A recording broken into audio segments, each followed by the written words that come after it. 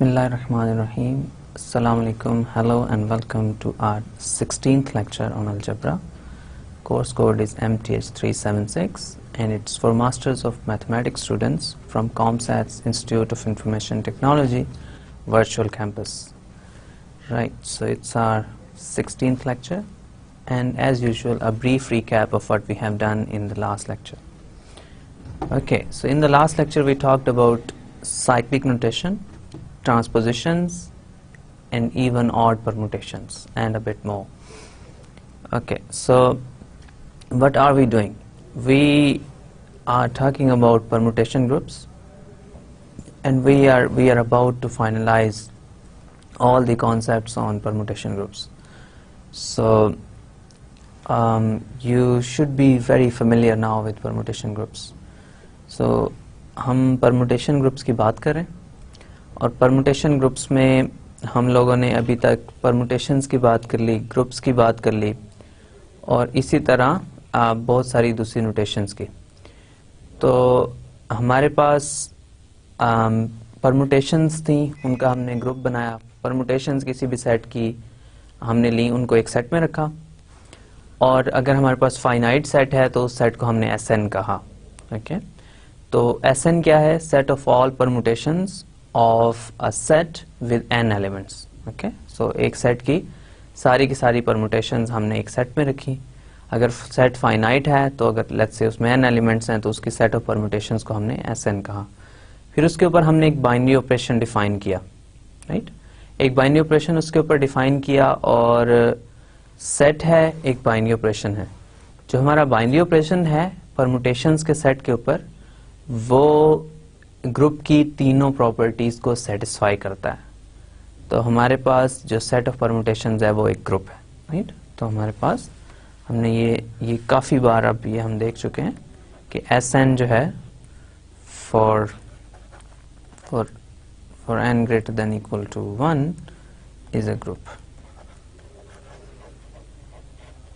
ठीक है, तो हमने Sn की बात की, ये एक ग्रुप है. राइट, इसमें हमने कुछ एग्जांपल्स देखी, जैसे S3 की एग्जांपल हमने देखी, S1 से स्टार्ट किया, S2 की एग्जांपल देखी और S3 की. फिर हमने S4 की थोड़ी सी बात की, लेकिन इस एग्जांपल को हमने कंप्लीट नहीं किया. तो S1, S2, S3 जो है हमारी, हमने कंप्लीट एग्जांपल्स किए हैं इस ग्रुप की. S4 का मैंने आपको कहा कि ये सिमिलर एग्जांपल है, लेकिन इसमें सिर्फ ये एक डिफरेंस है कि परमुटेशंस जो हैं वो 24 हैं. राइट, तो सारी परमुटेशंस लिखना शायद फिजिबल नहीं है, तो इसलिए हमने इसको कंप्लीट नहीं किया था. लेकिन इसको कंप्लीट किया जा सकता है, ये कोई मुश्किल टास्क नहीं है. ओके, तो हमारे पास ग्रुप है Sn जो है सारे ग्रुप ऑफ परमुटेशंस. राइट, तो Sn में अगर सेट फाइनाइट है तो ये ग्रुप ऑफ परमुटेशंस है of a finite set. Right, अब इसके बाद अगर हम बात करें तो Sn हो गया हमारे पास, ये फाइनाइट है. Sn को हम सिमेट्रिक ग्रुप भी कहते हैं. Right, symmetric group. ठीक है, आज हम इस टॉपिक को क्लोज कर देंगे, सिमेट्रिक ग्रुप्स को और परमुटेशन ग्रुप्स को. तो मैं आपको दोबारा एक फ्लेवर दे रहा हूँ. मैंने आपको कई दफ़ा बता चुका हूँ कि ये बहुत इंपॉर्टेंट टॉपिक है, तो इसलिए मैं आपको एक बार दोबारा फ्लेवर दे के फिर इस टॉपिक को फिनिश कर दूंगा. तो होपफुली आपको क्लियर हो जाएगा कि जिन ग्रुप्स की हम बात कर रहे हैं वो ग्रुप्स एग्जैक्टली हैं क्या. तो Sn जो है वो हमारे पास सिमेट्रिक ग्रुप इसको कहते हैं. अगर इन जनरल हमारे पास हो group permutation, let's say S उसको कहें, तो फॉर एनी ए, फाइनाइट होना ज़रूरी नहीं है, एनी ए, तो इसको भी हम यूजुअली सिमेट्रिक ग्रुप ही कह देते हैं. तो Sn भी हमारे पास सिमेट्रिक ग्रुप है और S भी हमारे पास, जिसको भी सिमेट्रिक ग्रुप ही कह देते हैं हम. तो लेकिन Sn के लिए हम डिफरेंशिएट करने के लिए हम उसको कह देते हैं कि सिमेट्रिक ग्रुप है of n letters. Right, okay, so S1, S2, S3, S4. So we basically have for S1 we have one element, S2 has 2 elements, S3 has 6 elements, S4 has 24 elements. Right, so in general I have already told you that Sn will have n factorial elements. Okay, n factorial elements. Okay, and हमारे पास ये groups आ गए हैं Sn. तो अब हमने फिर इसके बाद क्या किया, इसके बाद हमने देखा कि ये ग्रुप्स जो हैं इनके ये परमुटेशंस के ग्रुप्स हैं, तो हमने कहा कि कोई और भी परमुटेशन के ग्रुप हो सकते हैं या सारी की सारी परमुटेशंस ही हमें लेने पड़ेंगी फिर ही ग्रुप बनेगा। तो इसमें फिर हमने बात की कि डायहेड्रल ग्रुप क्या होता है।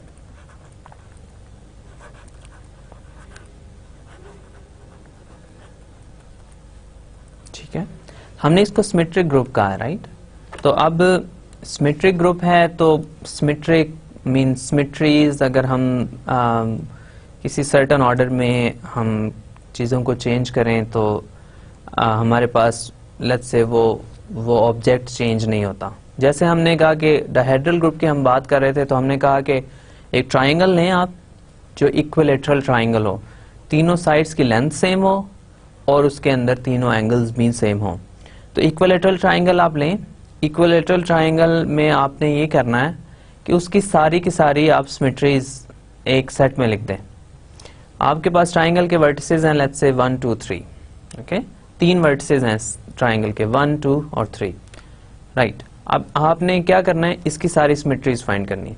मैंने आपको बताया कि इसकी 3 रोटेशनल सिमेट्रीज हैं और 3 रिफ्लेक्शन सिमेट्रीज हैं, राइट। आपने ये 6 की 6 सिमेट्रीज आप एक सेट में रखें, तो आप इस सेट को S3 के साथ कंपेयर करें तो आपने देखा कि ये सेट ऑफ सिमेट्रीज और सेट ऑफ परमुटेशंस यानी S3 एक ही सेट है। तो बेसिकली S3 फिर क्या हुआ, S3 जो है वो है set of all or group of symmetries of an equilateral triangle, okay, rotational and reflection symmetries of an equilateral triangle। reflection symmetries को हमने flips भी कहा है, right। तो ये हमारे पास ग्रुप हैं S3 let's say, और इसी को हमने D6 भी कहा था। तो हमने इन जनरल डायहेड्रल ग्रुप को D2n कहा था। तो डायहेड्रल ग्रुप हमारे पास क्या है, ये है हमारे पास group of symmetries of a regular n-gon, okay. Regular n-gon की डेफिनेशन मैंने आपको बताई थी कि रेगुलर n-gon क्या है। n-gon क्या है, एक फिगर जिसमें n एंगल्स हैं, राइट, सॉरी, एक फिगर जिसमें n साइड्स हैं, ओके। तो आप कोई भी फिगर लें लेट्स से 5 साइड्स की, तो एक पेंटागन आ जाएगा, और 6 साइड्स की आप लें, और इसी तरह आप n साइड्स की आप एक फिगर ले सकते हैं, राइट।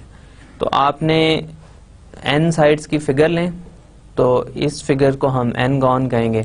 इस फिगर को रेगुलर n-gon तब कहेंगे जब इसकी सारी की सारी साइड्स सेम हो, उनकी लेंथ सेम हो, और इनके दरमियान जो एंगल बन रहे हैं वो भी सेम हो, ठीक है। तो हमारे पास एक रेगुलर n-gon अगर आप लें, उसकी सिमेट्रीज फाइंड करें। कौन सी सिमेट्रीज, रोटेशनल और रिफ्लेक्शन सिमेट्रीज, ओके। किसी भी रेगुलर n-gon की रोटेशनल और रिफ्लेक्शन सिमेट्रीज आप फाइंड करें, उनको एक सेट में लिखें, तो वो सेट आपके पास एक ग्रुप बनाएगा, ओके। और उस ग्रुप को हम डायहेड्रल ग्रुप कहते हैं। तो हमारे पास 2n इसलिए हमने लिखा है, ट्राइंगल हमारे पास 3 उसके वर्टिसेस हैं या 3 साइड्स हैं, और उसकी टोटल सिमेट्रीज जो हैं वो 6 हैं, तो 3 × 2 6, राइट। और इसी तरह हमने स्क्वायर लिया था, स्क्वायर में 4 वर्टिसेस या 4 साइड्स हैं, और उसकी टोटल सिमेट्रीज जो हैं वो 8 आएंगी, 4 रिफ्लेक्शन और 4 रोटेशनल, राइट। तो हमारे पास इसको हमने D8 कहा था। तो इन जनरल अगर हमारे पास एक n-gon है जिसकी n साइड्स हैं, तो उसकी टोटल सिमेट्रीज जो हैं वो 2n आएंगी, उसमें से n रोटेशनल सिमेट्रीज होंगी और n रिफ्लेक्शन सिमेट्रीज होंगी। तो D2n में आपने क्या रखना है, रेगुलर n-gon की रोटेशनल और रिफ्लेक्शन सिमेट्रीज, राइट। तो जब आप वो एक सेट में रखेंगे तो वो सेट आपके पास ग्रुप बनाएगा। ये हम सारी चीज़ें चेक कर चुके हैं, हम जस्ट आपके लिए रिपीट कर रहा हूँ। तो ये D2n जो है ये ग्रुप बनाएगा, इसको हम डायहेड्रल ग्रुप कहेंगे, राइट। तो इसमें हमने एग्जांपल्स देखी D3 की और D6 की, राइट। तो इसी तरह अगर आपके पास D6 की हमने एग्जांपल देखी और D8 की एग्जांपल देखी। अब इसके अलावा अगर आप कहें कि इससे कम वाले D's क्या होंगे, जैसे D4 हो सकता है। वेल हमने कोई फिगर ली हुई है, n-gon ली हुई है, राइट। सो एक रेगुलर 2-gon क्या होगी, इसकी कोई ऐसे सेंस नहीं बनती, कोई 2 साइड्स वाली कोई क्लोज फिगर हमें नोन नहीं है, राइट। तो इसलिए हम जब भी डायहेड्रल ग्रुप की बात करते हैं तो हम n जो है वो ग्रेटर देन इक्वल टू 3 ही लेंगे। तो इसी के लिए डायहेड्रल ग्रुप की मेन सेंस बनती है। तो ये हमारे पास डायहेड्रल ग्रुप हो गया जो कि ग्रुप ऑफ सिमेट्रीज है of a regular n gon. Okay, तो हमने सिमेट्रिक ग्रुप फाइंड कर लिया, डायहेड्रल ग्रुप फाइंड कर लिया। डायहेड्रल ग्रुप हमें ये बता रहा है कि एक तो जो सिमेट्रिक ग्रुप है इसमें वर्ड सिमेट्रिक की एक्चुअल में सेंस बनती है। दूसरा डायहेड्रल ग्रुप हमें ये क्या बता रहा है कि हमें जब ग्रुप ऑफ परम्यूटेशंस फाइंड करना है तो हमें सारे के सारी जो हैं परम्यूटेशंस लेने की जरूरत नहीं है, इसके अलावा भी ग्रुप्स हो सकते हैं। अगर आप सारी की सारी परम्यूटेशंस लेंगे तो वो तो डेफिनेटली ग्रुप बनेगा, लेकिन उसमें से कुछ परम्यूटेशंस लेके भी आप उसको ग्रुप बना सकते हैं, राइट। तो डायहेड्रल ग्रुप के बाद हमने क्या बात की, हमने ये बात की कि हमारे पास जो नोटेशन है ग्रुप्स को लिखने की, परम्यूटेशंस को लिखने की, वो नोटेशन थोड़ी सी हमारे पास लॉन्ग है, थोड़ी सी कंफ्यूजिंग भी है इन सम सेंस। अब हमारे पास अगर आपने एक परम्यूटेशन है, लेट्स से मैं S3 की बात कर रहा हूँ, ग्रुप मेरे पास S3 है, राइट। इसमें एक परम्यूटेशन है हमारे पास, लेट्स से रो 1, राइट। तो रो 1 को मैंने क्या कहा हुआ है, 1 2 3 और 3 1 2, ठीक है। तो ये आपके पास एक रोटेशनल सिमेट्री के कॉरस्पॉन्डिंग एक परम्यूटेशन है। तो रो 1 ये है हमारे पास। अब रो 1 ये 2 लेट्स से लाइंस में आपकी एक नोटेशन है। आपने ऊपर सेट के एलिमेंट्स लिखने हैं और आपने नीचे जो है वो एलिमेंट जिसके ऊपर मैप हो रहे हैं, यानी जो नई परम्यूटेशन आप फाइंड कर रहे हैं वो लिखेंगे। अब हमने कहा कि इस नोटेशन को हम थोड़ा सा सिंप्लीफाई करना चाहते हैं। 2-3 पर्पस हैं। एक पर्पस तो ये है कि ये नोटेशन इटसेल्फ सिंप्लीफाई हो जाए, हमारे पास कोई ज्यादा बेहतर नोटेशन आ जाए जिसमें सारी इंफॉर्मेशन भी अवेलेबल हो, लेकिन हमें लेट्स से लिखने में भी आसानी हो। लेकिन इसके अलावा भी एक बहुत इंपॉर्टेंट पर्पस था। वो पर्पस ये था कि हमने कुछ नए सब ग्रुप्स फाइंड करने थे SN के, राइट। कोई नए बहुत स्पेशल सब ग्रुप्स फाइंड करने थे SN के। तो हमने क्या किया, हमने एक नोटेशन डिफाइन की जिसको हमने साइकिल कहा, ठीक है। अब साइकिल क्या है, साइकिल एक परम्यूटेशन है, लेकिन वो परम्यूटेशन थोड़ी सी स्पेशल है। वो इस तरह कि हमारे पास एक लेट्स से साइकिल हम इस तरह डिफाइन करते हैं K1 K2 up to so on K let's say R। तो ये हमारे पास एक साइकिल है। अब ये साइकिल क्या है, ये तो जस्ट एलिमेंट्स लिखे हुए हैं। हमें ये परम्यूटेशन अगर मैं साइकिल को कह रहा हूं तो इस साइकिल को मुझे ये बताना चाहिए कि कौन सा एलिमेंट किस एलिमेंट के ऊपर मैप हो रहा है, राइट। और इसमें टोटल नंबर ऑफ एलिमेंट्स कितने हैं और हमारे पास जो एलिमेंट्स इस साइकिल में नहीं है उनका क्या हो रहा है। जैसे हमारे पास ये अगर SN में हमारे पास एक साइकिल हो तो R तो एलिमेंट्स नहीं है, टोटल नंबर ऑफ एलिमेंट्स तो N है, तो बाकी एलिमेंट्स किधर गए, राइट। तो अब ये साइकिल जो है इसका मतलब ये है कि K1 जो है वो K2 के ऊपर मैप हो रहा है, K2 K3 के ऊपर मैप हो रहा है, और इसी तरह टू सो ऑन KR जो है वो वापस K1 के ऊपर मैप हो रहा है, ठीक है। तो ये साइक्लिक नोटेशन का मतलब है। ओके, तो इसके अलावा बाकी एलिमेंट्स का क्या होगा जो इस साइकिल में अपीयर नहीं हो रहे।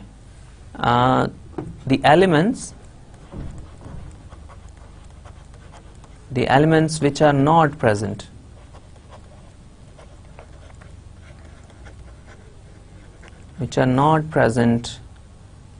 in the cycle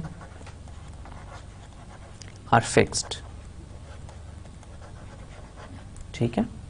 तो अगर फॉर एग्जांपल एक एलिमेंट है KS जो इसमें नजर नहीं आ रहा, तो KS जो है ना वो फिर KS के ऊपर ही मैप होगा। अगर वो इस साइकिल में मौजूद नहीं है तो इस साइकिल में फिर वो फिक्स है, वो KS के ऊपर ही मैप होगा, राइट। तो ये मतलब है जब हम साइकिल की नोटेशन को लिखते हैं। अब साइकिल की जब हमने नोटेशन लिख दी तो ये साइकिल की नोटेशन जो है ये हमें बता रही है एग्जैक्टली कौन से एलिमेंट्स किसके ऊपर मैप हो रहे हैं। तो ये जो भी इंफॉर्मेशन हमें चाहिए वो सारी की सारी इस वन लाइन नोटेशन में मौजूद है। तो हमें जो मोर कॉम्प्लेक्स नोटेशन है म्यू ऑलरेडी रो 1 की, जिसमें हमने 2 लाइंस में लिखा, पहले सेट के एलिमेंट्स को लिखा, फिर उसके ऊपर हमने ये लिखा कि वो एलिमेंट्स कहाँ मैप हो रहे हैं, तो उसकी ज़रूरत नहीं है, बल्कि हमें एग्जैक्टली इसी से पता चल रहा है कि कौन से एलिमेंट्स किस पे मैप हो रहे हैं, राइट। तो ये ज़्यादा कॉम्पैक्ट नोटेशन है, इससे लेट्स से हमारी कुछ स्पेस भी सेव होती है और इसके अलावा हमें लेट्स से लिखना भी कम पड़ता है, लेकिन ये मेन पर्पज़ नहीं है, राइट। ये मेन पर्पज़ नहीं है इस नोटेशन को डिफाइन करने का, जैसे आपको ऑलरेडी पता है, हम ये रिपीट कर रहे हैं जस्ट। ओके, तो हमारे पास ये रो 1 एक परमुटेशन है, राइट। सो रो 1 एक परमुटेशन है हमारे पास। तो ये परमुटेशन कैसी है, 1 2 3 और 3 1 2। ओके, इस परमुटेशन को अगर मैं लेट्स से साइकिल की फॉर्म में लिखना चाहूँ, क्या मैं लिख सकता हूँ? तो ये मैंने आपको ऑलरेडी हमने ये चीज़ें की हुई हैं कि हमने फर्स्ट एलिमेंट से स्टार्ट करना है और देखना है वो किस एलिमेंट पे मैप हो रहा है। 1 जो है वो 3 पे मैप हो रहा है।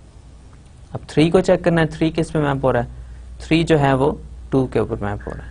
2 को चेक करें, 2 1 के ऊपर मैप हो रहा है। तो लास्ट एलिमेंट फर्स्ट के ऊपर आ गया, फर्स्ट एलिमेंट सेकंड के ऊपर मैप हो रहा है, सेकंड जो है वो थर्ड के ऊपर मैप हो रहा है। तो ये एक साइकिल बन गया। तो ये परमुटेशन थी रो 1, इसको मैंने एक साइकिल की फॉर्म में लिख दिया, राइट। तो ये हमारे पास क्या है, ये साइक्लिक नोटेशन की फॉर्म है। फिर हमने एक रिजल्ट देखा कि हर परमुटेशन जो है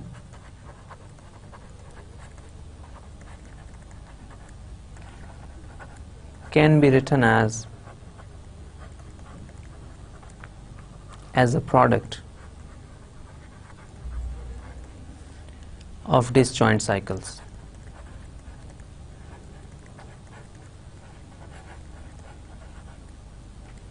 ठीक है, तो क्या हमने कह रहे हैं कि जो भी आप परमुटेशन लेंगे उसको आप डिसजॉइंट साइकिल्स की प्रोडक्ट की फॉर्म में लिख सकते हैं। डिसजॉइंट साइकिल्स क्या हैं? 2 साइकिल्स डिसजॉइंट होंगे अगर उनमें कोई भी एलिमेंट कॉमन नहीं होगा, राइट। तो जैसे हमारे पास एक साइकिल ये 1 3 2 है, तो मैं एक और साइकिल लेता हूँ लेट्स से 1 2। तो अब ये साइकिल तो ऑफ कोर्स डिसजॉइंट नहीं है, क्योंकि इनमें तो सारे एलिमेंट्स ही आपस में कॉमन है। ओके, तो एक लेट्स से डिसजॉइंट साइकिल की एग्जांपल अगर आप देखना चाहें तो S4 में अगर आप 2 साइकिल्स लें 1 2 और 3 4। अब ये 2 साइकिल्स हैं, लेकिन ये दोनों डिसजॉइंट भी हैं, क्योंकि इनमें से कोई भी एलिमेंट आपस में कॉमन नहीं है। तो 2 साइकिल्स डिसजॉइंट होंगे अगर उनमें आपस में कोई भी कॉमन एलिमेंट नहीं होगा। तो हर परमुटेशन जो है उसको आप लिख सकते हैं साइकिल्स की फॉर्म में, साइकिल्स डिसजॉइंट साइकिल्स की प्रोडक्ट की फॉर्म में, राइट। तो हमारे पास इसका मतलब ये हुआ कि हमें ये 2 लाइन की जो परमुटेशन नोटेशन है इसकी जरूरत नहीं है, बल्कि हम सिर्फ साइकिल्स के साथ अगर वर्क करें तो हमारे पास सारी इंफॉर्मेशन ऑलरेडी वहां पे मौजूद है। तो आपको फिर मैंने बताया कि S3 की साइकिल फॉर्म में क्या नोटेशन होगी, वो उनके एलिमेंट्स किस फॉर्म में आएंगे, और इसी तरह गालिबन हमने D8 के लिए भी ये किया था। ओके, सो हम S3 की साइकिल नोटेशन फिर लिख लेते हैं और देखते हैं उसमें क्या हो रहा है, राइट। तो S3 की जो हमारे पास साइक्लिक नोटेशन थी, आपको शायद याद होगा कि ये नोटेशन आई थी। उसमें आइडेंटिटी एलिमेंट था, यानी आइडेंटिटी परमुटेशन थी, और उसकी साइक्लिक नोटेशन भी हमने लिखी थी, लेकिन उसको हम यूजुअली लिखते नहीं है। तो साइक्लिक नोटेशन जो है आइडेंटिटी एलिमेंट की ये आई थी। ओके, सो 1 2 और 3 मतलब 3 साइकिल्स हैं, 1 1 के ऊपर मैप हो रहा है, 2 2 के ऊपर मैप हो रहा है और 3 3 के ऊपर मैप हो रहा है। तो आइडेंटिटी आई थी, इसके बाद हमने लिखा था 1 3 2। ओके, कॉमर्स लगाने की जरूरत भी नहीं है। 1 2 3, फिर इसके अंदर हमारे पास आया था 2 3 1 3 और 1 2। ये 6 एलिमेंट्स हैं S3 के। अब इनको आप इजीली अगर आप याद भी इवन करना चाहें तो आप याद भी कर सकते हैं कि S3 में कौन से एलिमेंट्स आ रहे हैं, तो इसलिए हमें अब इसकी एटलीस्ट सिंप्लीफिकेशन हो गई है कि S3 में ये एलिमेंट्स हैं, याद करना चाहें तो भी आसानी से याद किए जा सकते हैं कि ये एलिमेंट्स आएंगे। लेकिन जैसे मैंने आपको कहा कि S3 के एलिमेंट्स को आपको एटलीस्ट याद करने की जरूरत नहीं है, क्योंकि आप इजीली लिख सकते हैं कि वो एलिमेंट्स कौन से हैं, राइट। सो आपने परमुटेशंस ही करनी 3 एलिमेंट्स की। इसी तरह परमुटेशंस के किसी भी ग्रुप की एलिमेंट्स को आपको रिमेंबर करने की, याद करने की जरूरत नहीं है, वो आप इजीली खुद से अगर आप उसको अंडरस्टैंड करते हैं तो आप फाइंड कर सकते हैं, राइट। तो S3 हमारे पास ये ग्रुप है, इसके अंदर ये 6 एलिमेंट्स हैं और ये 6 एलिमेंट्स एग्जैक्टली वही एलिमेंट्स हैं जो परमुटेशंस के हैं, राइट। हमने सिर्फ इनकी नोटेशन चेंज किया और इनको साइकिल्स की फॉर्म में लिख दिया।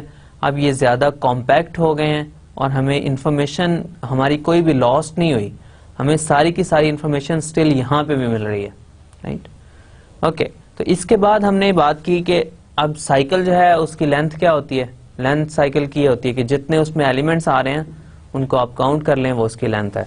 जैसे आपने ये थर्ड वाला यहाँ पे लिया, तो सॉरी सेकंड एलिमेंट जो है इसमें 3 एलिमेंट्स हैं, राइट, 1, 3 और 2, तो इस साइकिल की लेंथ 3 है। नेक्स्ट वाले साइकिल की लेंथ 3 है, इस साइकिल की लेंथ 2 है, इसकी भी 2 है, इसकी 2। फिर हमने डिफाइन किया कि ट्रांसपोजिशन क्या होती है। तो ट्रांसपोजिशन क्या थी,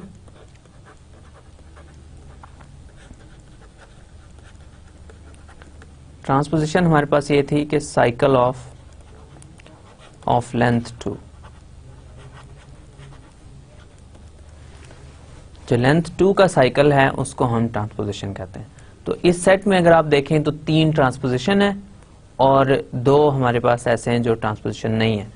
तो ये 2, 3 एक ऑलरेडी ट्रांसपोजिशन है, 1, 3 भी ट्रांसपोजिशन है, 1, 2 भी ट्रांसपोजिशन है। तो साइकिल्स हैं, सिर्फ इनकी लेंथ 2 है।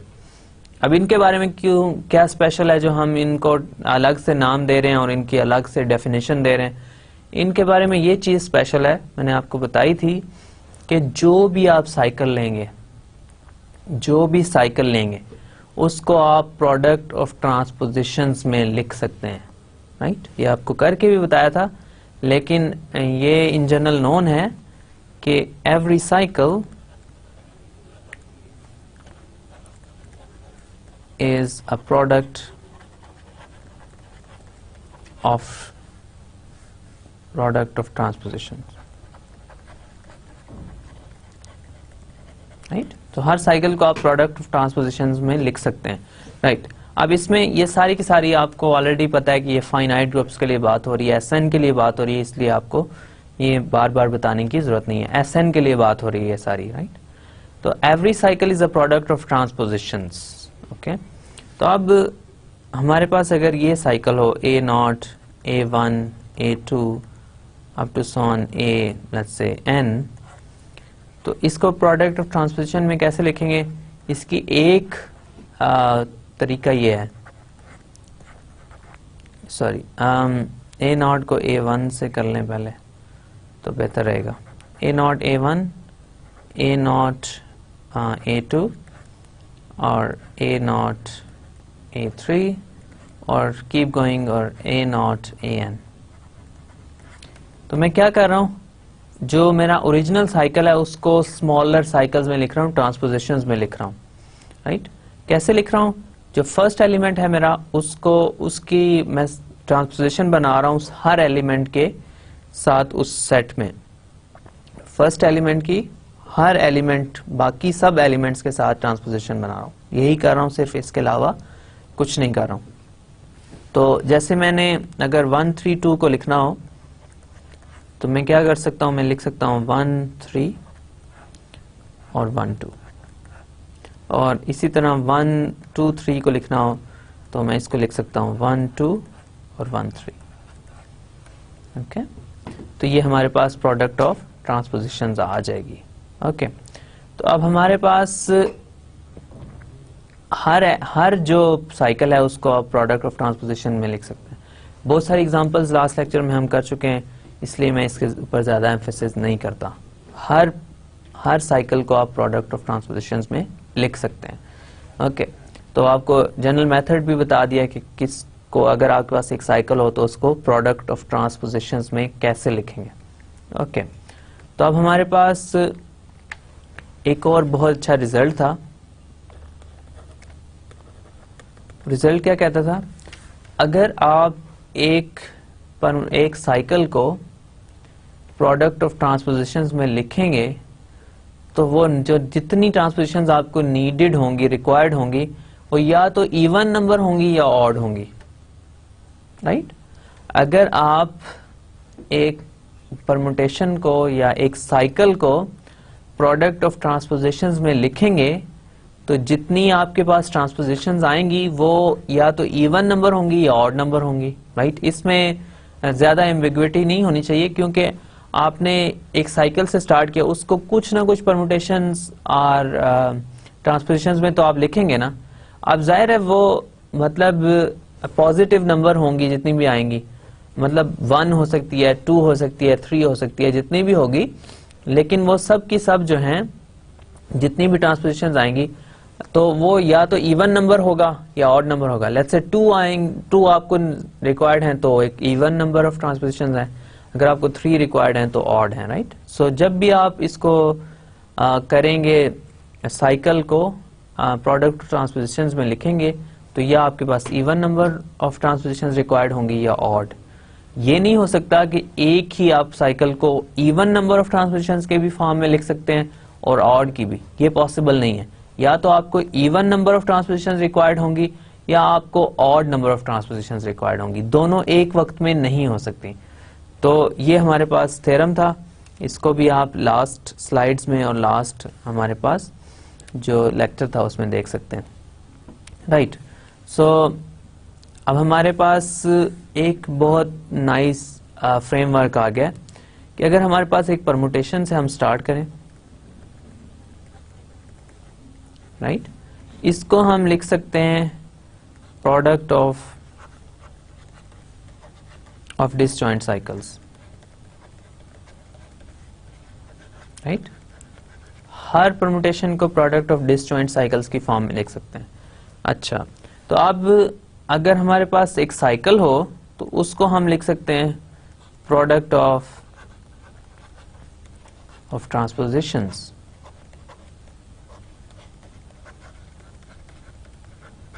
ठीक है। अब इस फ्रेमवर्क को यूज करते हुए और सॉर्ट ऑफ ट्रांजिटिविटी को यूज करते हुए हमारे पास हर परमुटेशन जो है, हर परमुटेशन को हम प्रोडक्ट ऑफ ट्रांसपोजिशंस में लिख सकते हैं,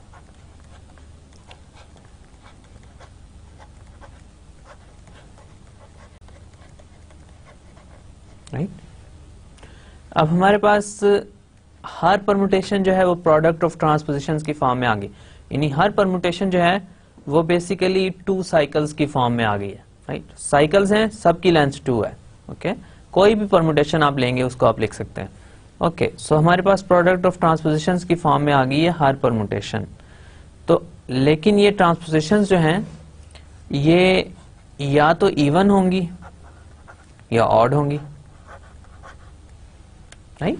जितनी भी आपकी ट्रांसपोजिशन यूज होंगी वो या इवन नंबर की होंगी या ऑड नंबर की होंगी। यहाँ पे हमारे पास ये थ्योरम ऊपर जो हम एक्सप्लेन कर रहे थे वो यूज हो रहा है। तो जब जितनी आपकी ट्रांसपोजिशन यूज होंगी या वो even number of transposition use होंगी या odd number of transposition use होंगी, इसका मतलब है हमारे पास एक इवन परमुटेशन हो सकती है या ऑड परमुटेशन हो सकती है,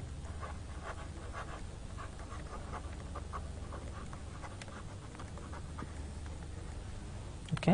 इवन परमुटेशन क्या है और ऑड परमुटेशन क्या है?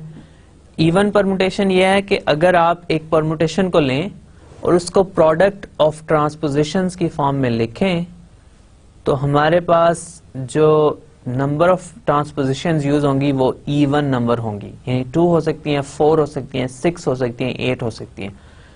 इसी तरह हमारे पास परमुटेशन को हम ऑड कहेंगे अगर हम उसको प्रोडक्ट ऑफ ट्रांसपोजिशंस में लिखें तो हमारे पास जितनी परमुटेशंस यूज हो रही हैं वो ऑड नंबर हो, जैसे 3 हो सकती है, 1 हो सकती है, 3 हो सकती है, 5 हो सकती है, 7, 9, इसी तरह कोई भी ऑड नंबर हो सकता है, लेकिन होंगी ऑड ही। तो हमारे पास ये जैसे थ्योरम से नोन है कि या परमुटेशन इवन होगी या ऑड होगी, इसके दरमियान वाली कोई सिचुएशन नहीं है, ये पॉसिबल नहीं है कि परमुटेशन इवन भी हो ऑड भी हो, ये भी पॉसिबल नहीं है। परमुटेशन या तो इवन होगी या ऑड होगी, इसके दरमियान में कोई इसके अलावा ऑप्शन नहीं है। तो इसका मतलब ये है कि आप परमुटेशंस लें सारी, तो इस आप उसको परमुटेशंस का जो सेट है उसको आप दो पार्ट्स में डिवाइड कर सकते हैं बेसिकली, राइट। तो हमारे पास एक सेट में इवन परमुटेशंस आएंगी और एक सेट में ऑड परमुटेशंस आएंगी, राइट। तो इन दोनों का अगर आप यूनियन करेंगे तो आपके पास सेट ऑफ परमुटेशंस वापस आ जाएगा, क्योंकि एक परमुटेशन या इवन है या ऑड है तो वो एक ना एक सेट में जरूर होगी। तो जब आप यूनियन करेंगे तो आपके पास पूरा का सेट ऑफ परमुटेशंस वापस आ जाएगा, राइट। अब हमने कहा कि ये जो इवन परमुटेशंस और ऑड परमुटेशंस का जो कॉन्सेप्ट दिया, इसको हम यूज करते हैं और इसका एक बहुत इंपॉर्टेंट पर्पस है। हमारे पास जब भी एक ग्रुप होता है, ये भी लास्ट क्लास में हम इसके बारे में थोड़ी बात कर चुके हैं, जब भी हमारे पास एक ग्रुप होता है उसके हम सब ग्रुप्स फाइंड कर सकते हैं, राइट। तो हम इसमें इंटरेस्टेड भी हैं कि हमारे पास एक ग्रुप है, लेट्स से कोई बहुत बड़ा सेट है। अब वो बहुत बड़ा सेट तो ग्रुप बन गया, लेकिन हम इस चीज में इंटरेस्टेड होंगे कि अगर मैं उसमें से कोई स्मॉलर सेट्स लूं तो क्या वो ग्रुप्स बनेंगे। मतलब ये कि अगर हमारे पास कोई स्मॉलर सेट है उससे हमारा जो पर्पस सॉल्व हो जाता है, तो शायद हम बिगर सेट में इंटरेस्टेड नहीं होंगे। हम अपना वर्कलोड जो है जितना मिनिमल हो सके उतना हम करना चाहेंगे। तो अब हमारे पास सब ग्रुप्स जो हैं किसी भी ग्रुप्स के, वो बहुत इंटरेस्टिंग होते हैं, इसके बहुत सारे पर्पसेस हैं और कुछ हम आगे जाके देखेंगे भी कि इसमें सब ग्रुप्स क्यों हम यूज करते हैं, राइट। तो सब ग्रुप जैसे आपको पता है कि वो क्या है, एक सबसेट है और वो सबसेट खुद भी ग्रुप होना चाहिए। अब हम कुछ सब ग्रुप्स की बात करना चाह रहे हैं सिमेट्रिक ग्रुप्स के, और ये सब ग्रुप्स बहुत स्पेशल हैं। अभी तक हमने लेट्स से कोई एक आध अगर सब ग्रुप देखा भी है एसएन का, वो ट्रिवियल है। अगर हम एसएन के सब ग्रुप्स की बात करना शुरू करें तो आइडेंटिटी परमुटेशन तो सब ग्रुप होगी और एसएन खुद भी अपना सब ग्रुप होगा, ठीक है, सब ग्रुप्स ऑफ एसएन। इसके अलावा हमने कोई सच बहुत ज्यादा सब ग्रुप्स की बात नहीं की ग्रुप एसएन के। हम ये कह सकते हैं कि D3 जो है वो भी एक सब ग्रुप है S3 का, ठीक है। अब हम ये कह सकते हैं कि लेट्स से D3 हमने नहीं कहा, D6 का इसको, D8 जो है, अब ये D8 में परमुटेशंस आ रही हैं 4 एलिमेंट्स की, तो हम लेट्स से कह सकते हैं कि ये सब ग्रुप है S4 का, राइट। तो इसमें मतलब आप चेक कर सकते हैं ये क्या ऐसा ट्रू है या नहीं।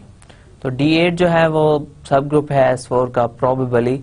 अब आपने ये चेक करना है कि हमारे पास जो जितनी भी परमुटेशंस D8 में आ रही हैं वो एक्चुअली S4 में भी हैं, लेकिन ये मतलब स्ट्रेट फॉरवर्ड होना चाहिए क्योंकि S4 में 4 एलिमेंट्स की सारी परमुटेशंस आ रही हैं।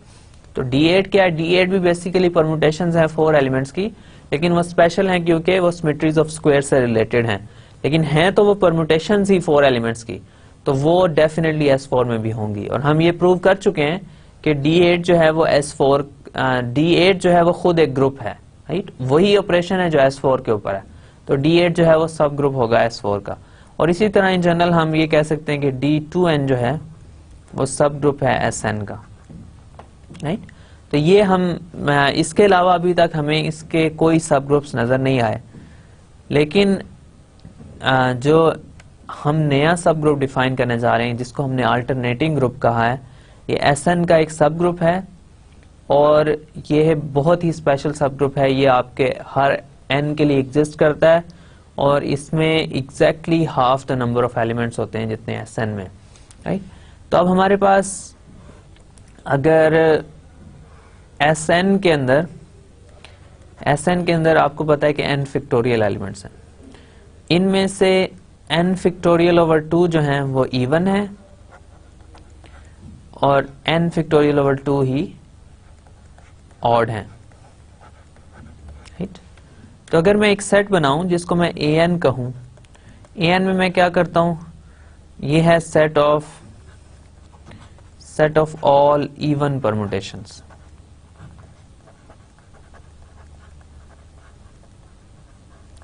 क्या है? Set of all even permutations of Sn, right. तो आधी इवन परमुटेशंस हैं, आधी ऑड हैं, तो जो हाफ ऑफ द सेट है ना, वो उसको हमने इसमें लिख दिया। आइडेंटिटी परमुटेशन हमेशा इवन होती है, और इसके अलावा बाकी सारी इवन परमुटेशंस जो हैं वो मैंने an के अंदर लिख दी हैं। ओके, तो अब an जो है ये एक सेट बन चुका है हमारे पास। इसके ऊपर बाइनरी ऑपरेशन डिफाइन करना है, राइट। तो मेरे पास एक सेट आ चुका है an, राइट। सो आपको पता है ये an, जैसे मैंने लास्ट स्लाइड में लिखा है कि ये set of all even permutations.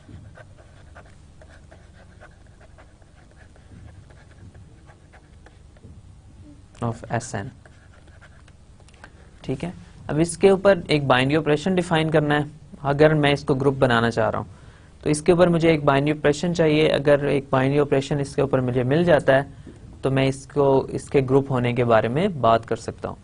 तो इस सेट के ऊपर बाइनरी ऑपरेशन मैं डिफाइन करता हूं, वही यूजुअल बाइनरी ऑपरेशन है जो Sn के ऊपर है, राइट। तो क्या है, हमारे पास दो परमुटेशंस हों, लेट्स से रो 1 और रो 2, तो बाइनरी ऑपरेशन जो है वो रो 1 कंपोजिशन रो 2 है, कंपोजिशन ऑफ परमुटेशंस, ठीक है। ये मेरे पास बाइनरी ऑपरेशन है इस सेट के ऊपर। अब मेरे पास कोई भी दो परमुटेशंस हैं, उसकी कंपोजिशन करनी है तो आपके पास बाइनरी ऑपरेशन आ जाएगा। सेट है, बाइनरी ऑपरेशन है, इसको मैं ग्रुप बनाना चाह रहा हूं। इसको ग्रुप बनाना है तो इसके ऊपर जो प्रॉपर्टीज हैं 3, वो सेटिस्फाई होनी चाहिए। 3 प्रॉपर्टीज क्या हैं? Elements of an should be associative,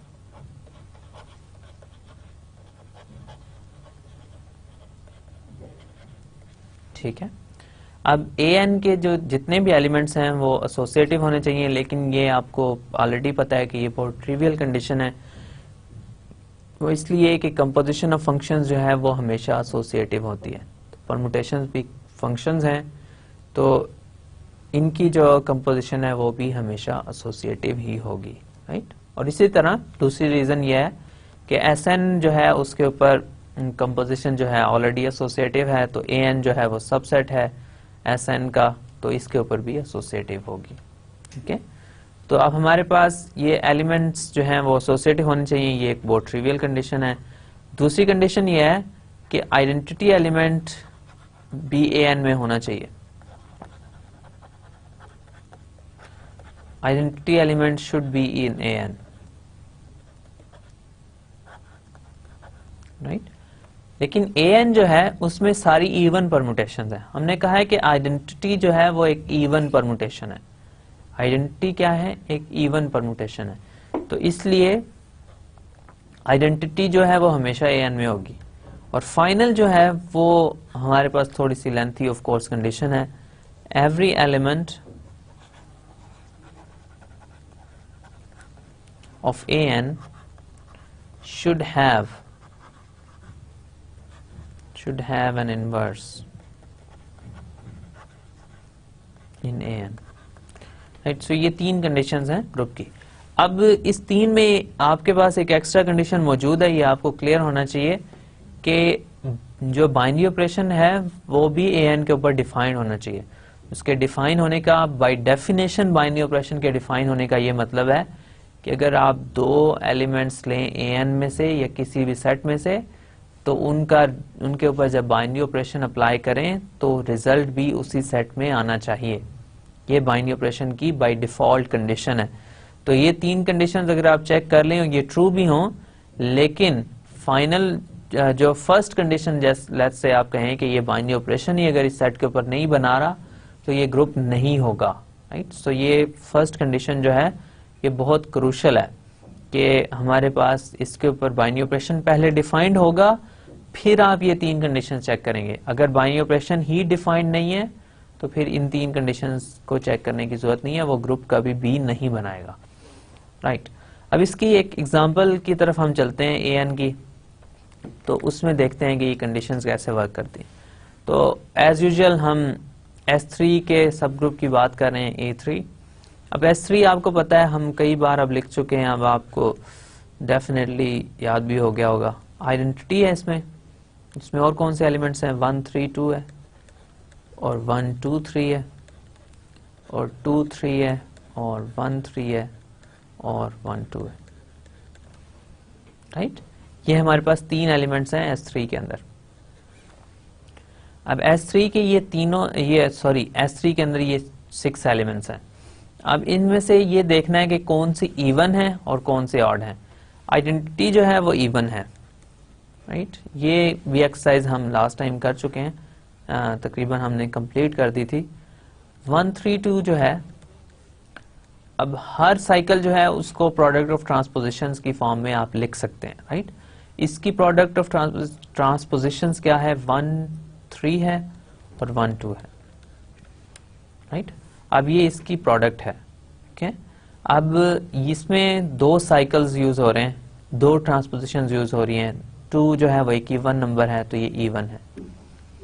इसके बाद हमारे पास 1 2 3 की अगर बात करूं, तो 1 2 3 को आप लिख सकते हैं 1 3 और 1 2, 1 2 और 1 3 लिखना चाहिए मुझे, जो कन्वेंशन है उसको फॉलो करना चाहिए।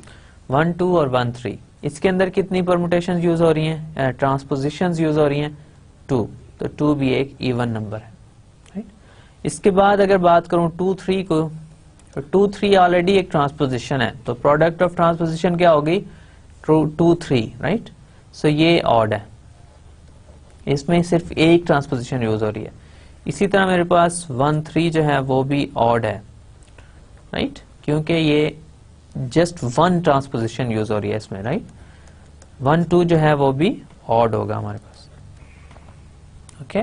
तो ये आपके पास आपने देख लिया कि 6 एलिमेंट्स थे, उनमें से एग्जैक्टली हाफ यानी 3 जो है वो इवन है और एग्जैक्टली हाफ 3 जो है वो ऑड है।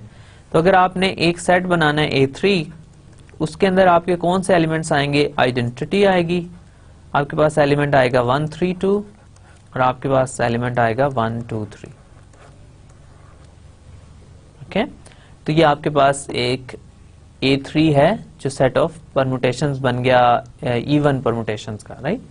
अब A3 जो है ये आपके पास सेट है, इसके ऊपर बाइनरी ऑपरेशन कौन सा है, इसके ऊपर बाइनरी ऑपरेशन वही है जो बाइनरी ऑपरेशन आपके पास है S3 के ऊपर, यानी composition of transpositions, composition of permutations. अब हमारे पास A3 जो है वो सेट आ गया है आइडेंटिटी 1 3 2 और 1 2 3, ठीक है। अब इस सेट को अगर मैं लेके चलूं, तो इसके ऊपर मैंने कंडीशंस चेक करनी है कि क्या ये ग्रुप बनाता है या नहीं। अब पहली कंडीशन में क्या चेक करूंगा कि इसके ऊपर बाइनरी ऑपरेशन तो डिफाइंड है या नहीं। अगर बाइनरी ऑपरेशन ही डिफाइंड नहीं है तो फिर कुछ और करने की जरूरत नहीं है। तो अगर आइडेंटिटी को आप किसी भी परमुटेशन से यहाँ मल्टीप्लाई करेंगे तो आपके पास वही परमुटेशन वापस आ जाएगी, इसको आपको चेक करने की हाजत नहीं है। अब हमारे पास ये 2 परमुटेशंस हैं, इनको अगर मैं मल्टीप्लाई करके देखूं, देखते हैं क्या आंसर आता है। तो अब हमारे पास 1 3 2 है और 1 2 3 है। अब इसको आपस में मल्टीप्लाई करें तो आपके पास आ जाएगा, पहले एलिमेंट से स्टार्ट करते हैं। तो फर्स्ट एलिमेंट में 1 जो है वो 3 पे मैप हो रहा है और नेक्स्ट में आप देखेंगे तो 3 जो है वो 1 पे मैप होगा, तो 1 जो है वो 1 पे ही मैप होगा। तो ऐसे फॉर एग्जांपल 1 2 3 और 1 1 पे मैप होगा, ओके। अब नेक्स्ट में अगर आप देखें तो 2 से स्टार्ट करें। फर्स्ट परमुटेशन में 2 किस पे मैप हो रहा है, 2 जो है वो 1 पे मैप हो रहा है, राइट। सो 2 1 पे मैप हो रहा है और सेकेंड वन में 1 जो है वो 2 पे मैप हो रहा है, तो इन द एंड 2 जो है वो 2 पे मैप हो जाएगा, ओके। अब इसके बाद हम 3 की बात करें तो 3 जो है फर्स्ट परमुटेशन में 3 जो है वो 2 पे मैप हो रहा है और सेकंड में 2 जो है वो 3 पे मैप हो रहा है, तो इन द एंड जो है वो 3 पे मैप हो जाएगा। तो आपके पास ये आइडेंटिटी परमुटेशन आ गई, तो ये डेफिनेटली A3 में मौजूद है। ओके, तो आपने चेक किया आइडेंटिटी का इनके साथ प्रोडक्ट लेंगे तो ये इसी सेट में आएगा, इन दोनों का आपस में प्रोडक्ट ले लें तो हमारे पास वो भी इसी सेट में है। तो बाइनरी ऑपरेशन जो है वो क्लोज्ड है अंडर कंपोजिशन। आपको ये भी चेक करना चाहिए कि 1 2 3 और 1 3 2 जो है वो भी इसी सेट में, लेकिन ये भी आपके पास आइडेंटिटी आएगा और ये भी A3 में मौजूद है। ओके, तो बाइनरी ऑपरेशन तो डेफिनेटली इस सेट के ऊपर डिफाइंड है। अब सेकंड कंडीशन ये है कि एसोसिएटिविटी चेक करनी है, लेकिन एसोसिएटिविटी जो है वो ट्रिवियल है क्योंकि हमारे पास कंपोजिशन ऑफ फंक्शंस जो है वो एसोसिएटिव होती है, तो इस सेट में भी एसोसिएटिव होंगे ये एलिमेंट्स। एसोसिएटिव, सो कंपोजिशन जो है वो एसोसिएटिव है परम्यूटेशंस की, सो ये ट्रिवियल है, राइट। सो अब हमारे पास थर्ड कंडीशन ये है कि आप परम्यूटेशंस लें, सॉरी इस सेट के अंदर जो है आइडेंटिटी परम्यूटेशंस भी मौजूद होनी चाहिए। ओके, आइडेंटिटी परम्यूटेशन इस सेट में मौजूद होनी चाहिए। तो आइडेंटिटी जो है वो I3 में मौजूद है और ये आइडेंटिटी को आप किसी भी और एलिमेंट से मल्टीप्लाई करेंगे तो आपके पास वही एलिमेंट वापस आ जाएगा। इसको आप चेक कर सकते हैं, ये मुश्किल नहीं है। और फोर्थ में ज़्यादा इंटरेस्टिंग कंडीशन है वो ये कि हर एलिमेंट का इन्वर्स भी इसी सेट में मौजूद होना चाहिए। हर एलिमेंट का इन्वर्स जो है वो भी इसी सेट में मौजूद होना चाहिए। अब आइडेंटिटी जो है वो खुद अपना इन्वर्स है, ठीक है। तो आइडेंटिटी को आइडेंटिटी से आप मल्टीप्लाई करेंगे तो आपके पास आंसर आइडेंटिटी आ जाएगा। अब 1 3 2 जो है नेक्स्ट एलिमेंट है, इसका क्या इन्वर्स होगा? इसका इन्वर्स आइडेंटिटी तो नहीं हो सकता, क्योंकि आइडेंटिटी से अगर इसको मैं मल्टीप्लाई करूंगा तो हमारे पास जो आंसर है वो यही एलिमेंट वापस आ जाएगा। तो ये तो इन्वर्स की डेफिनेशन नहीं है। इन्वर्स तो ऐसा एलिमेंट होता है जब इसके साथ मैं उसको इस केस में कंपोजिशन लूं तो मेरे पास आंसर जो है वो आइडेंटिटी एलिमेंट आए, राइट। तो इन्वर्स जो है वो कैंसिल कर देता है इफेक्ट के किसी भी एलिमेंट के, राइट। तो अब हमारे पास ये 1 3 2 है, इसके 3 पॉसिबल इन्वर्स हो सकते हैं। आइडेंटिटी वो इन्वर्स नहीं हो सकता, जैसे मैंने अभी आपको बताया। ये एलिमेंट खुद अपना इन्वर्स हो सकता है या 1 2 3 इसका इन्वर्स हो सकता है। अब आपने ये देखा कि ये ऊपर हमने चेक किया कि 1 3 2 और 1 2 3 अगर हमने किया तो 1 3 2 को 1 2 3 से अगर आप कंपोज करें तो आपके पास आंसर आता है आइडेंटिटी। इसी तरह 1 2 3 को 1 3 2 से कंपोज करें तो आंसर आता है आइडेंटिटी। इसका मतलब ये हुआ कि 1 2 3 जो है वो 1 3 2 का इन्वर्स है। इसी तरह 1 3 2 जो है वो 1 2 3 का इन्वर्स है। तो इन दोनों एलिमेंट्स का इन्वर्स इस सेट में मौजूद है। आपको यहाँ पे क्लोजर में ये भी चेक करना चाहिए कि इस एलिमेंट को खुद से मल्टीप्लाई करें तो क्या रिजल्ट आता है। तो आप ये चेक कर सकते हैं कि अगर 1 3 2 को मैं 1 3 2 से मल्टीप्लाई करूंगा तो मेरे पास आंसर जो है वो इसी सेट में आएगा, राइट। तो इसमें और भी ऑप्शंस हैं क्लोजर में, वो सारी आपको चेक करनी होंगी। जैसे एक और मैं अगर आपको चेक करके बताऊं तो 1 3 2 को अगर आप 1 3 2 से मल्टीप्लाई करेंगे तो आपके पास आंसर आएगा 1 goes to 3 and 3 goes to 2, so 1 goes to 2. इसी तरह 2 goes to 1 and 1 goes to 3, so 2 goes to 3, and finally 3 goes to 2 and 2 goes to 1, so 3 goes to 1. तो ये आपके पास आ गया एलिमेंट्स 1 2 और 1 goes to 2, 2 goes to 3 and 3 goes to 1, so 1 2 3. 1 3 2 को आपस में दो बार मल्टीप्लाई करेंगे तो 1 2 3 आ जाएगा, राइट। इसी तरह आप बाकी भी चेक कर सकते हैं कि अगर आप 1 2 3 को 1 2 3 से मल्टीप्लाई करेंगे तो आंसर 1 3 2 आ जाएगा, ओके। तो ये आपके पास ये एलिमेंट्स जो हैं इस सेट के क्लोज भी हैं, ये इसमें एसोसिएटिव लॉ भी होल्ड करता है, इसमें आइडेंटिटी एलिमेंट भी मौजूद है, हर एलिमेंट का इन्वर्स भी मौजूद है। तो इसका मतलब ये हुआ कि A3 जो है वो एक ग्रुप है, राइट। A3 एक ग्रुप है। अब A3 जो है ये एक सबसेट है S3 का, और A3 जो है वो खुद भी ग्रुप है और बाइनरी ऑपरेशन वही है जो S3 के ऊपर है। इसका मतलब है A3 जो है वो एक सब ग्रुप है S3 का, राइट। A3 जो है इज अ सब ग्रुप ऑफ S3, राइट। तो ये हमारे पास कुछ एग्जांपल्स आ गई। एक एग्जांपल आ गई S3 के सब ग्रुप की। A3 जो है वो ये अल्टरनेटिंग ग्रुप है और ये सब ग्रुप है S3 का। ओके, A3 हमारे पास एक अल्टरनेटिंग ग्रुप है और ये सब ग्रुप है S3 का। ओके, अब हमारे पास अल्टरनेटिंग ग्रुप हमने फाइंड कर लिया S3 के लिए। अब इसके बाद हमारे पास अगर कोई और एग्जांपल देखना चाहें तो आपको A4 अगर आप फाइंड करना चाहें तो A4 जो है अगेन ये सब ग्रुप होगा S4 का, राइट। तो A4 जो है वो है set of all even permutations.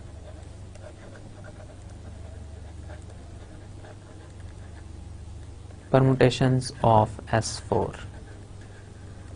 Right. अब इस सेट में कौन से एलिमेंट्स आएंगे? वेल, आपको सारे एलिमेंट्स पहले से नोन होंगे S4 के, तो फिर उसमें से आप इवन एलिमेंट्स निकालेंगे और ऑड एलिमेंट्स निकालेंगे तो आपको पता चलेगा कि A4 के अंदर कौन से एलिमेंट्स आएंगे। फॉर एग्जांपल एक दो एलिमेंट्स तो हम इसमें लेट्स से लिख सकते हैं 1, 2 और 3, 4। ये एक डेफिनेटली एलिमेंट है A4 का और ये सेट में आएगा क्योंकि इसमें दो ट्रांसपोजिशन यूज हो रही हैं, ये इवन एलिमेंट है। इसके अलावा भी आप कुछ एलिमेंट्स तो लिख ही सकते हैं। लेट्स से आपके पास एलिमेंट है 1, 3 और 2, 4। आप अगर कोई और एलिमेंट लिखना चाहें तो उसमें आप ये कर सकते हैं कि आपके पास हो जाए 1, 2, 3, 4, 1, 3, 2, 4। अब हमारे पास आ जाएगा लेट्स से 1, 4 और 2, 3। ओके, आई थिंक एक और एलिमेंट आप इस फॉर्म का लिख सकते हैं 1, 4 और 2, 3 और 1, 3, 2, 4। अब हमारे पास ये हो सकता है कि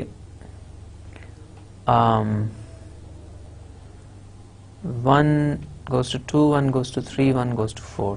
दैट्स इट। इसमें आप ये कर सकते हैं। इसके अलावा ये एलिमेंट्स भी मौजूद होंगे इसके अंदर 1, 2 सॉरी ये एलिमेंट ऑड है, सॉरी ये इस सेट में नहीं आएगा। इसी तरह आप मतलब इसमें 12 एलिमेंट्स हैं। इसको आप उस वक्त तक हम फाइंड नहीं कर सकते जब तक हमारे पास S4 के सारे एलिमेंट्स नोन ना हो। तो ये आपके पास आपने अगर आप पहली एक्सरसाइज कर रखी है जो मैंने आपको दी थी कि आप एक्सरसाइज ये है कि आप S4 के सारे एलिमेंट्स लिखें और शो करें वो एक ग्रुप है। अगर आपने वो एक्सरसाइज की है तो इसमें आपके लिए ये एक्सरसाइज है कि आप A4 के सारे एलिमेंट्स लिखें, राइट। तो ये जैसे मैंने कहा ये मुश्किल एक्सरसाइज नहीं है, इसमें सिर्फ एक ही प्रॉब्लम है कि इसमें थोड़ा टाइम ज़्यादा लगेगा। तो हमारे लेक्चर में हमारे पास लिमिटेड टाइम होता है, इसलिए हम ये लेंथी एग्जांपल जो हैं ये नहीं कर सकते। लेकिन आप इसको अटेम्प्ट जरूर कीजिएगा क्योंकि A4 जो है ये एक बहुत स्टैंडर्ड एग्जांपल है और इसमें बहुत ज़्यादा कम्प्लेक्सिटीज इन्वॉल्व नहीं है। 12 एलिमेंट्स हैं इसमें और जब आप उन 12 एलिमेंट्स को लिख लेंगे तो उसको ग्रुप प्रूफ करना इतना मुश्किल नहीं है। ओके, तो A4 जो है वो हमारे पास अल्टरनेटिंग ग्रुप है। A4 जो है वो एक सब ग्रुप है S4 का, राइट। और A4 जो है वो क्या है? Alternating group.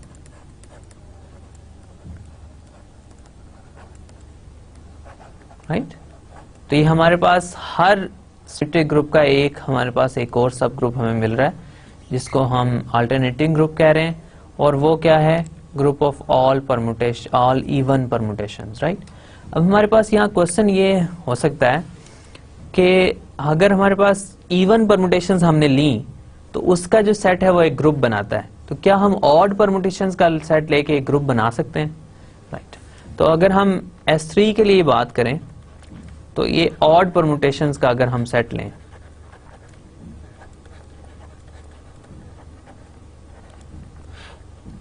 Okay, odd permutations का मैंने सेट लिया तो मेरे पास ये सेट आएगा 2, 3 और 1, 3 और 1, 2। ये 3 एलिमेंट्स आएंगे ऑड परम्यूटेशंस के सेट में। S3 की बात हो रही है। अब ये 3 एलिमेंट्स क्या ग्रुप बना सकते हैं? वेल, आपको इस सेट को देखते ही पता चल जाना चाहिए कि ये कभी भी ग्रुप नहीं बनाएगा। इसका प्रॉब्लम सबसे बड़ा ये है कि इसके अलावा हम कोई भी चीज़ ना चेक करें लेकिन इसका सबसे इनिशियल प्रॉब्लम, सबसे बड़ा जो हमें नजर आ रहा है, इसमें आइडेंटिटी एलिमेंट मौजूद नहीं है। S3 के अंदर एक ही आइडेंटिटी एलिमेंट है। आइडेंटिटी एलिमेंट हमेशा यूनिक होता है और वो आइडेंटिटी एलिमेंट जो है S3 का वो इसमें मौजूद नहीं है। तो ये सेट जो है ये कभी भी ग्रुप नहीं बनाएगा, राइट। तो ये ऑड परमुटेशन का जो सेट है, it's not a group.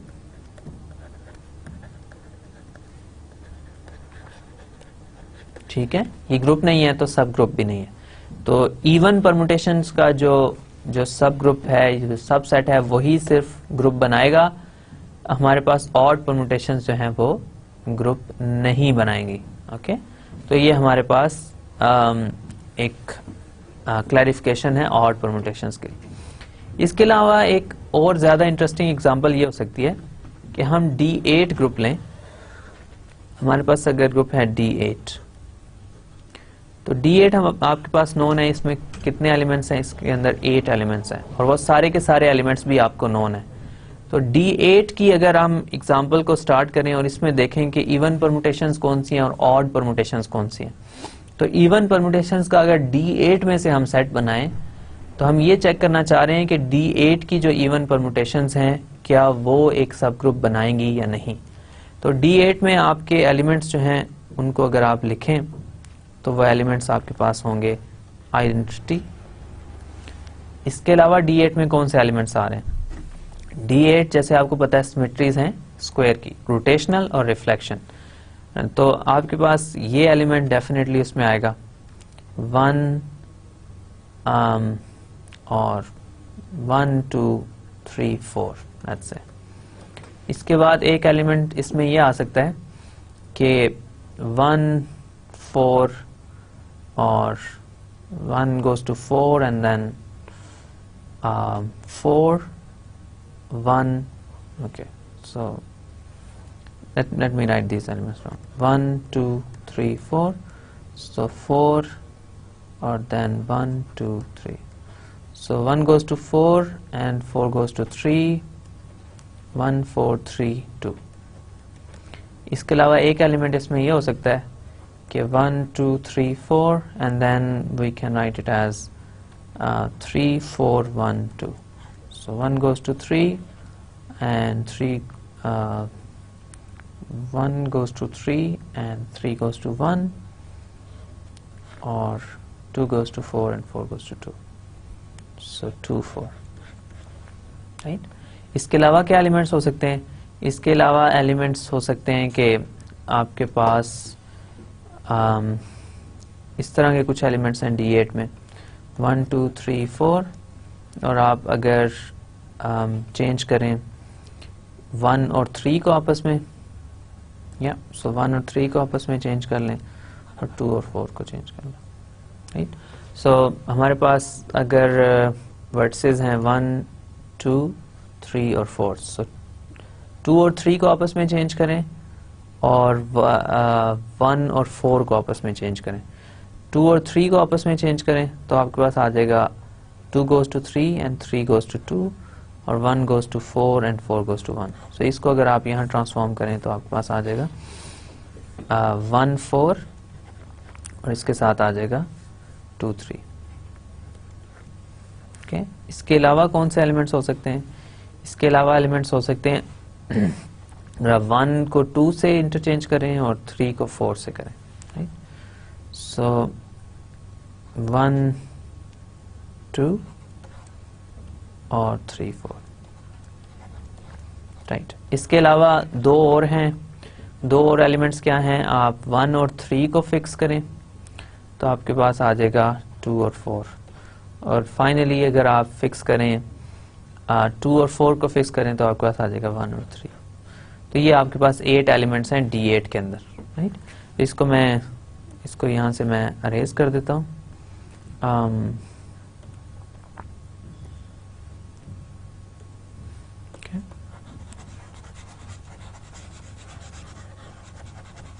Right, तो अब हमारे पास जो है इस सेट के एलिमेंट्स हमने लिख लिए। अब इसमें से इवन कौन से हैं और ऑड कौन से हैं ये हमने देखना है। अब हमारे पास जो A4 इसको नहीं कह सकते, लेकिन लेट्स से हम A4 टिल्डा कह देते हैं। इसका मतलब है D8 में से जो हम इवन परमुटेशंस ले रहे हैं वो क्या होंगी, वो होंगी आइडेंटिटीज में आएगी। इसके अंदर आएगा ये एलिमेंट डेफिनेटली आएगा 1 3 और 2 4। इसके अलावा ये एलिमेंट भी डेफिनेटली आएगा 1 4 और 2 3, और एक और एलिमेंट आएगा 1 2 और 3 4। ओके, अब ये आपके पास 4 एलिमेंट्स हैं जो A4 टिल्डा के अंदर आ रहे हैं। अब बाकी आप सारे एलिमेंट्स को चेक कर लें, ये एलिमेंट्स भी ऑड है, ये एलिमेंट भी ऑड है, और ये दोनों एलिमेंट जो है ये 3 ट्रांसपोजिशंस की प्रोडक्ट में आएंगे तो ये भी ऑड है। तो हमारे पास 4 एलिमेंट्स हैं इस सेट के अंदर जो इवन है, 4 एलिमेंट्स इस सेट के अंदर इवन है। तो इन सब एलिमेंट्स को अगर आप चेक करें तो एक्सरसाइज आपके लिए ये है कि check whether A4 tilde is a group or not। ठीक है, अगर आप ये चेक नहीं कर सकेंगे तो हम नेक्स्ट लेक्चर में इंशाल्लाह मैं आपको ये बता दूंगा कि A4 tilde ग्रुप बनाता है या नहीं। ओके, तो आपने ये चेक करना है कि ये A4 tilde जो है एक ग्रुप बनाता है या नहीं। तो इस पे मैं आज की अल्टरनेटिंग ग्रुप की जो डिस्कशन है इसको क्लोज करता हूं। तो हमने S4 लिया और उसके अल्टरनेटिंग ग्रुप्स फाइंड किए, राइट। तो मतलब उसके सब ग्रुप्स कुछ फाइंड करने की कोशिश की हमने, और सब ग्रुप्स क्या हैं उनको हमने स्पेशल नाम दिया, उनको अल्टरनेटिंग ग्रुप का। तो आज का लेक्चर समराइज करके हम इस डिस्कशन को क्लोज करते हैं, और फिर इंशाल्लाह नेक्स्ट लेक्चर में इसी डिस्कशन को थोड़ा सा कंटिन्यू करके फिर हम इसके अलावा कुछ और इम्पोर्टेंट ग्रुप्स की बात करेंगे, राइट। ओके, सो आज के लेक्चर में हमने क्या किया, आज के लेक्चर में हमने पहले रिवीजन की, परमुटेशन के सारे कॉन्सेप्ट्स मैंने आपको एक दफ़ा फिर रिवाइज कर दिए।